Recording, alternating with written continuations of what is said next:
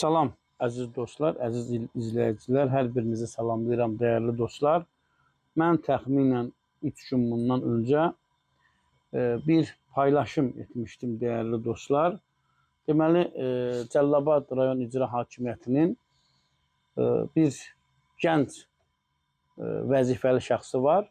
Mən onun haqqında ayrıca danışacağım, amma paylaşıma münasibət bildirəcəm. Deməli, bu hörmətli bizim bu yarlı, yaraşıqlı, gözəl, göyçək, vəzifəli şəxs Bayxanlı, Cəlilabad rayonunun Boyxanlı kənd bələdiyyəsinin əməkdaşına uzun illər Cəlilabad rayonunun Boyxanlı kəndində bələdiyyə işində kifayət qədər təcrübəsi olan, ömrünü bələdiyyə vəzifəsinə sərf edən yaşlı nəslin nümayəndəsi, kifayət qədər təcrübəli bir şəxslə telefonla danışarkən özünün mənsub olduğu, özünün qabiliyyətinin ona imkan verdiyi səviyyədə adamla danışır. Mən onu qısa oxuyum buradan. Deməli, Dövrüşov Akif, Bayxanlı kənd bələdiyyəsinin əməkdaşı yazır, paylaşım eləyir. Mən də onunla bağlı paylaşım eləmişəm. Şəkildə gördüyünüz bu yarlı, yaraşıqlı oğlan Cəlilabad rayon icra hakimiyyətinin ərazi idarə etmə strukturu sektorunun müdiri Ataman Elvin Əmirovdur. O Əmirov ki, soyadından göründüyü kimi fövqəladə səlahiyyətlərə malik, istədiyi adamı hər zaman təhqir edə bilər, təhdid edə bilər, əmrlər verə bilər, dövlət məmuruna yaraşmayan qeyri-etik hərəkətlərə yol verə bilər. Yəni, Akif Dövrüşov deyir ki, bu hörmətli Elvin Əmirov, Cəlilabad rayon icra hakimiyyətinin siması, Cəlilabad rayon icra hakimiyyətinin gənc vəzifəli şəxsi gör nələrə malikdir Akif Dövrüşov yazır. 2 fevral 2026-cı il tarixində Bayxanlı bələdiyyəsində baş verən olay barədə təfsilatı ilə məlumat vermək qərarına gəldim. Qoy bütün Cəlilabad cəmiyyəti agah olsun ki, nələr baş verir. Mən işçilərin yanvar ayının əmək haqqının buraxılması ilə bağlı Elvin Əmirova zəng edərək işçilərin əmək haqqlarının buraxılmasının nə üçün veto qoymusunuz? Sualını verdim. Niyə Elvin Əmirov bələdiyyə işçilərinin əmək haqqlarının verilməsinə veto qoyur? Ümumiyyətlə, Cəlilabad rayon icra hakimiyyəti bələdiyyələrin işinə niyə müdaxilə eləyir? Bələdiyyə indi Allah qoyması seçkili orqandır. Ümumiyyətlə, bu icra hakimiyyətinin bu tabeliyindən, bu idarə etməsindən niyə çıxmamalıdır bələdiyyələr? Bu bələdiyyələr nə vaxt müstəqil olacaq, bu bədbəxt bələdiyyələr nə vaxt müstəqil olacaq? Ondan ayrıca danışacağım. Deməli, niyə veto qoymusunuz? Cavabında bildirdi ki, vergi toplamadığınız üçün mən qeyd etdim ki, yanvar ayında çətinliyimiz olub, növbəti ayda çalışıb vergi toplayacaq, irəliləyiş olacaq, telefonu üzümə bağladı. Deməli, Elvin Əmirov deyir ki, niyə əmək haqqları buraxılmır, siz yanvar ayında vergi toplamamışsınız. Səni vergi xəstəliyinə düçar olmayasan, yazıqsan. Bu vergi zaten insanların durumu göz qabağındadır da, məndə olan məlumata görə bu bələdiyyələr 10 illik vergilər tələb edirlər vətəndaşlardan. Bundan da ayrıca danışacağım. Bu ayrı məsələdir. Deməli, Elvin Əmirov Akif Dövrüşovun üzünə telefonu söndürür. Akif Dövrüşov Bələdiyyələrin Əlaqələndirmə Şurasının sədr Nazim müəlliminə zəng edir, onu məlumatlandırır. Daha sonra başçının birinci mavini Qalib Həzrətlərinə, orada bir Qalib Xudaverdiyev var, onun bir qardaşı var Fuad Xudaverdiyev. Onlardan ayrıca danışacağım zaman-zaman.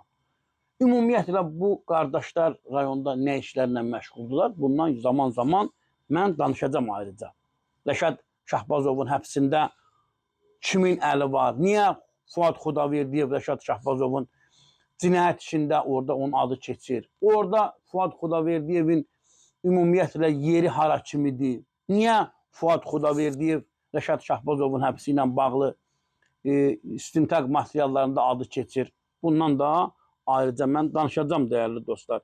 Qalib müəllimlə danışdıqdan sonra bələdiyyənin əməkdaşları yenidən Akif Dövrüşov Qalib müəllimə hər şeyi danışır izah eləyir, vəziyyət necə olub və təkrar yenə Elvin Əmirovla əlaqə saxlanılır. Deməli, Elvin Əmirov ikinci telefon zəngindən qəzəblənir. Oradan digər bir əməkdaş zəng eləyir, qəzəblənir. Akif Devrişov da həmən bələdiyyənin yazdığına görə yanında olur. Ona denən filan yerinə yaxma. Elvin Əmirov danışdığı adama deyir ki, Akif Devrişova dinən filan yerinə yaxma. Diktofonu vur, qoy eşitsin kəlməsini eşitdim. Akif Devrişov deyir. Mən həmin gündən indiyə kimi o hadisənin şokunu yaşayıram. Elvin atası ilə həm yaşıdam.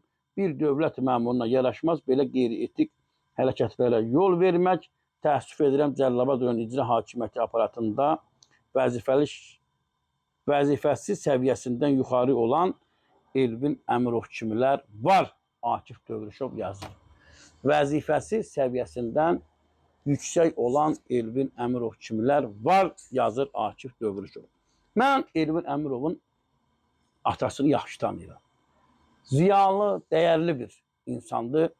Gözəl bir, səmimi bir ağsaqqaldır. Mənim ona xüsusi hörmətim var, onun da bizə xüsusi hörməti var. Amma mən Elvin Əmirovun bu orasına, burasına yaxma kəlməsini inanmıram ki, o ailədə alsın belə bir tərbiyəni, o ailədə bu sözü eşitsin. İnanmıram. Çünki o ailə ziyalı ailədir.